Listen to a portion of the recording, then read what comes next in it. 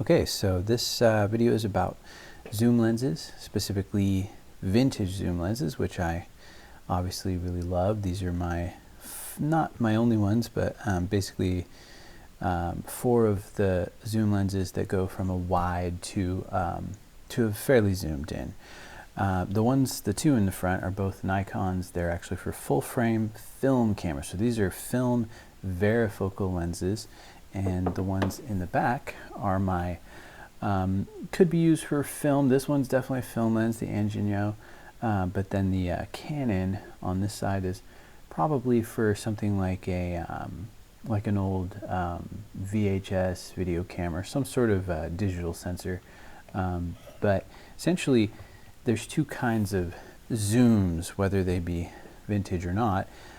You have the varifocal, like I said. That means that when you zoom in, you lose focus, and that's okay when you're shooting photos. It's not so much okay when you're trying to shoot scenes, video or film that actually have movement. That's why lenses like this, my favorite lens that I own, have a huge zoom range. First off, it's 15 to 150, as well as this one, same zoom range. It's a 2.8, same with that one as well, the Canon. Of course, the Angino is far sharper and just much better character, but essentially you have this super long zoom range, and it stays continuously in focus for that whole thing. So you can really use these in motion picture shots. Look at how beautiful that glass is. I love it. So the goal here is to take these vintage Nikon varifocal type lenses and get them as close to Parfocal as possible. I actually did a video previously with this one. This is the Nikon 25 to 50 f4. I not only attempted to do Parfocal, and I did get it, but I also widened the aperture. So some lenses may have quirks that you can mess around with. I ended up being able to get this past the f4 to maybe a f3.1 or something like that. I would say it's probably about 3 or 3.1 stop of light at the widest. Another thing about this lens is it actually is a constant aperture at f4, but not after the mod. It isn't at widest. It's still at f4. These are also constant apertures, but this one is not. And this is really what this video is about, because I think that these kinds of lenses are a little bit more common. This one's specifically a Nikon 35 millimeter to 105 f3.5 to 4.5. So it's not a constant aperture, and it's pretty severely parfocal. But I just love this lens. It also has macro, which is, it just comes in handy. It's essentially the best utility lens. I almost always have this on my camera so that I can zoom around and I can get decent amount of light and just focus really close on things. So I'm going to go over how I'm going to make this parfocal and some of the caveats that come that limit lenses like this from being fully parfocal. But that kind of sometimes allow lenses like this one to kind of get away with it. Also, just for reference, I wanted to show you what kind I use for my setup. This here is a Metabones EF to BMP CC 4KT Ultra 7.1 adapter. I don't know if that's in focus. It's pretty standard, but it is built specifically for my camera, the BMPC 4K. So hopefully that gets it close to the range it's supposed to be in, but I do feel like lenses like this, I've heard, are supposed to be parfocal, and it wasn't when you put it on the camera, so I'm not sure how accurate that is, but if anything, it's probably because of this. I like old Nikon lenses. I have Nikon film cameras, and so I kind of started off with those. This was actually the first one that I bought, the 35 to 105, and I bought it for like nothing, like maybe $20 with $10 shipping on eBay. But anyways, this is an EF to, it's a Nikon to EF mount.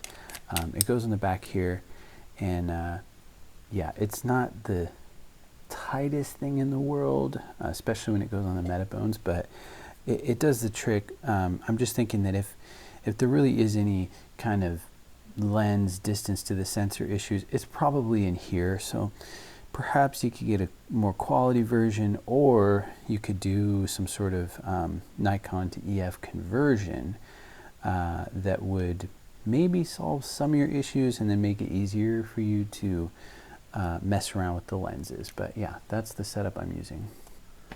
Okay, so again, we've got the 35 to 105 here. Beautiful lens, beautiful glass.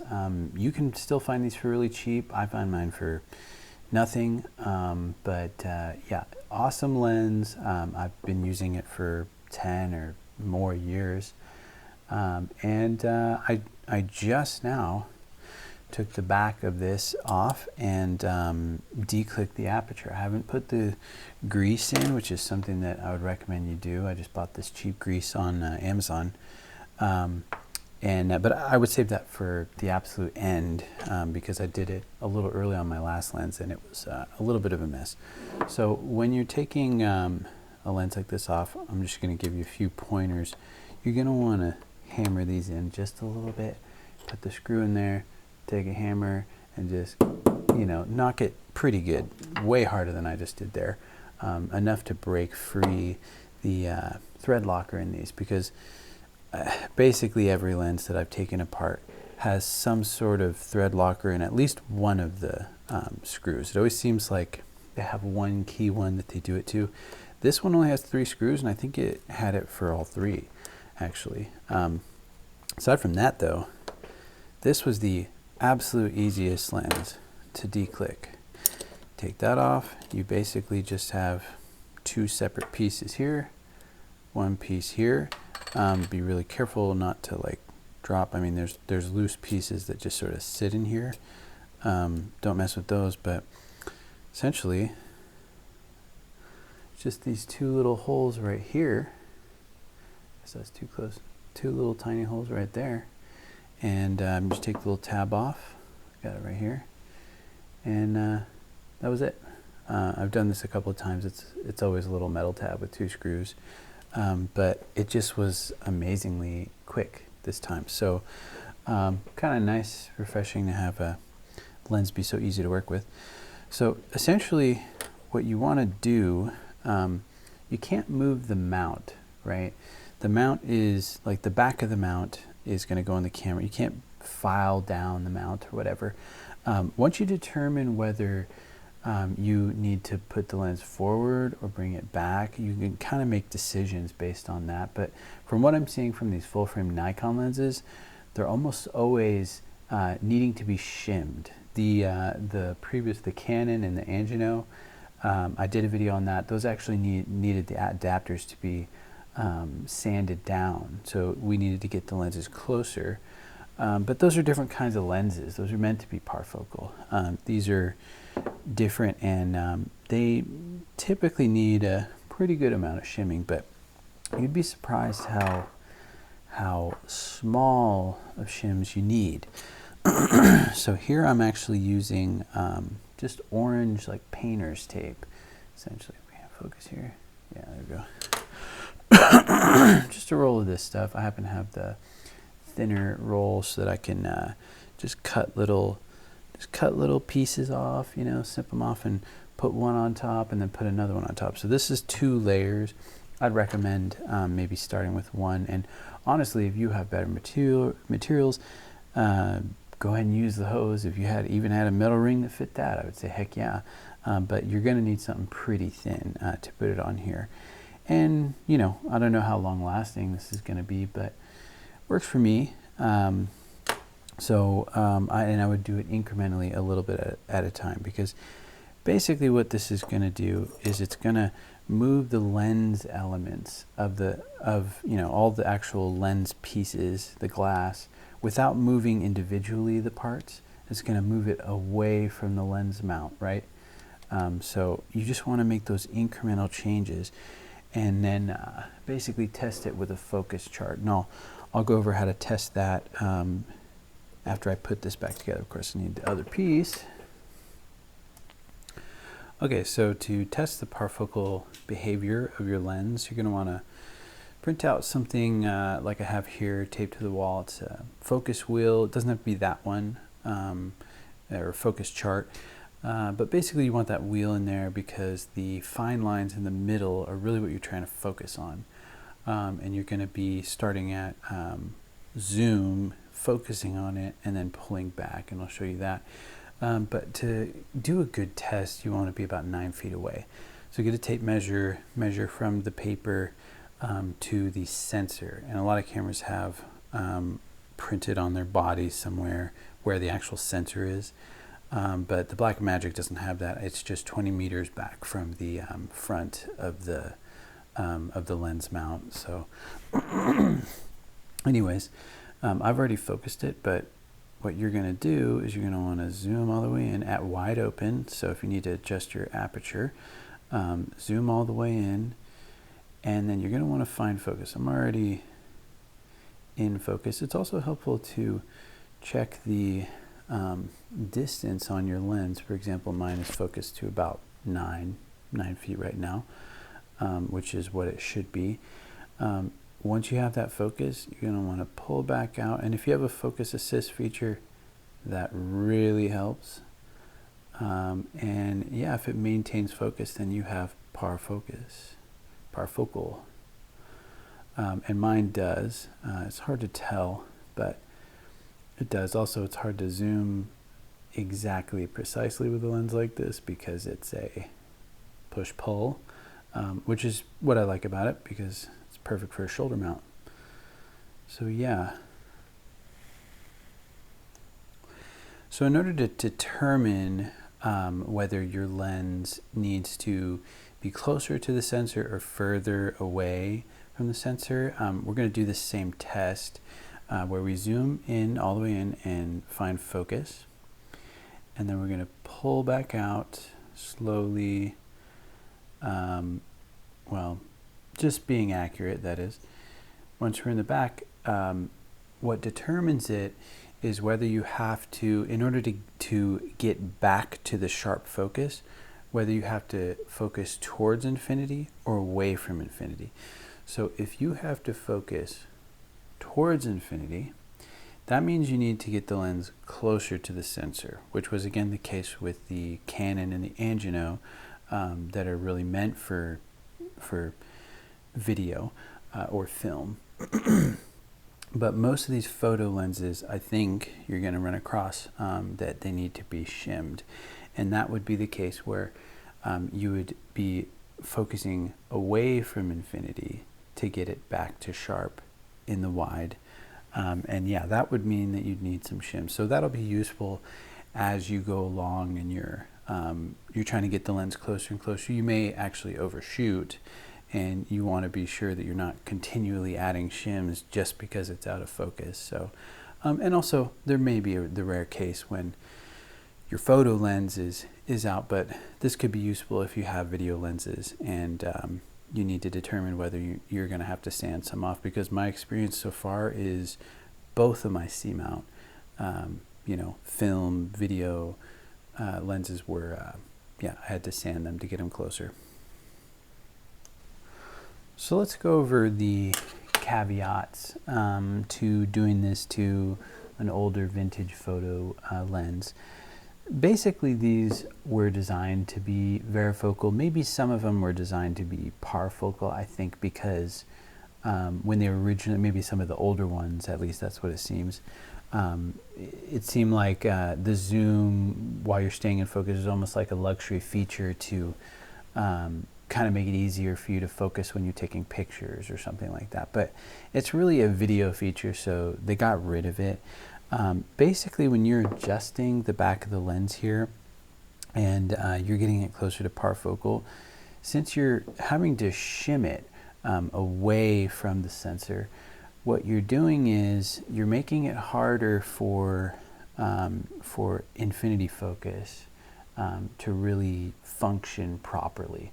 And I'll give you an example of my Angino lens, when all the way to infinity focus and zoomed in, it just was completely soft. And I realized that I couldn't reach infinity focus because it wasn't close enough to the lens. And that's actually one of the tests that I did to figure out what I needed to do with this lens, or sorry, with the Angino. But yeah, in this case, we're actually pushing the lens further away. So essentially we're losing infinity. It differs per lens though. And like the one I have on the camera now is the Nikon 25 to 50 f4. That one had basically no room. Infinity was infinity. But I've noticed a lot of lens over the years. Not only do they have an infinity that's not quite at infinity, but a lot of lenses go past infinity on purpose, it seems. And you can kind of tell because things go out of focus. And I think the reason for that is so that maybe their mounts aren't as precise, and it's just kind of accounts for that, I suppose. But basically, what I'm figuring is that really any amount, so I would say if you test a lens and it overshoots infinity focus, which many of these old lenses do, then that's a prime candidate to do a little parfocal mod on. If it doesn't do that, that is if you focus and you like focus on mountains like miles away, and it's at the absolute edge of your lens, it's probably not going to be a good one because you're going to lose the focus of those mountains. So basically anything far away. And just in general, like it may look a little bit in focus, but you're just going to kind of lose sharpness in it.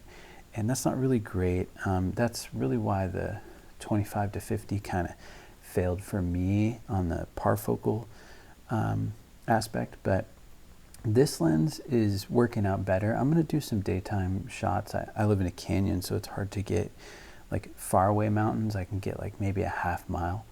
But I really want to test like far away. But if I do remember, this did kind of overshoot infinity focus anyways. And that's, I think, pretty common. So I think that this is going to work out. So far, it's much better than the 25 to 50. It's behaving much better. But, it's basically just finding a good lens to do this project to, and then striking a balance between how much parfocal do I want? Do I care if my super far is softened, or how much can I push it? And honestly, this mod takes almost no time at all. It's the kind of thing that if I were shooting a scene in a movie, I would just pop on some shims, get it dialed into parfocal and use it for that, and then when I want to convert it back, just take it off real quick and then take the shims out, and you're fine. So yeah, it's a pretty easy mod, but I think this one's going to work out for both having parfocal and keeping infinity, and I'll put those shots in. So it's hard for me to focus on things far away because I live in a lot of trees here. I can't truly tell yet if it's fully maintained its infinity focus, but I can say those far trees and that house there do appear to be in focus in terms of the focus peaking that I'm looking at. So here it's sort of like, here's like the machine, go to the pine tree immediately in front, maybe more the hedges here, and then yeah, the last little bit goes there. I may have to take a little bit back off, but currently we're at pretty much perfect parfocal.